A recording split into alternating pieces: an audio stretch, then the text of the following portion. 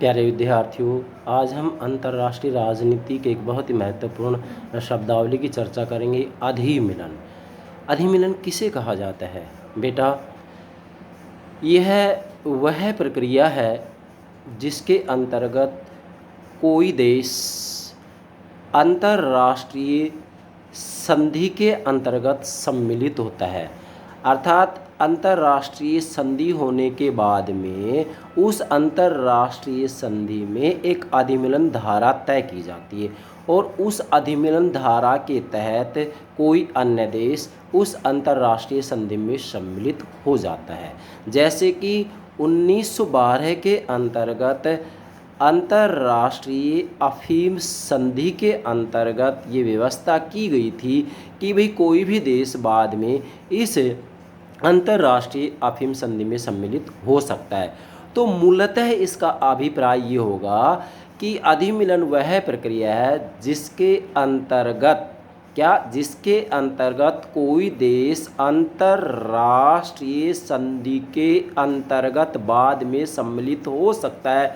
मूलतः वह इस संधि का सदस्य नहीं है, लेकिन बाद में उस अंतर्राष्ट्रीय संधि के अंतर्गत वह देश सम्मिलित हो जाता है, क्योंकि उस अंतर्राष्ट्रीय संधि में व्यवस्था की जाती है, अधिमिलन धारा होती है कि भी बाद में कोई भी देश उस अंतर्राष्ट्रीय संधि का सदस्य बन सकता है। जैसे कि मैंने आपको कहा, 1912 के अंतर्गत अंतर्राष्ट्रीय अफीम संधि के अंतर्गत अधिमिलन धारा की व्यवस्था की गई थी और उस अधिमिलन धारा के तहत अन्य कोई भी देश उस अंतर्राष्ट्रीय अफीम संधि में सम्मिलित हो सकता है। इसे ही अधिमिलन की संज्ञा दी जाती है।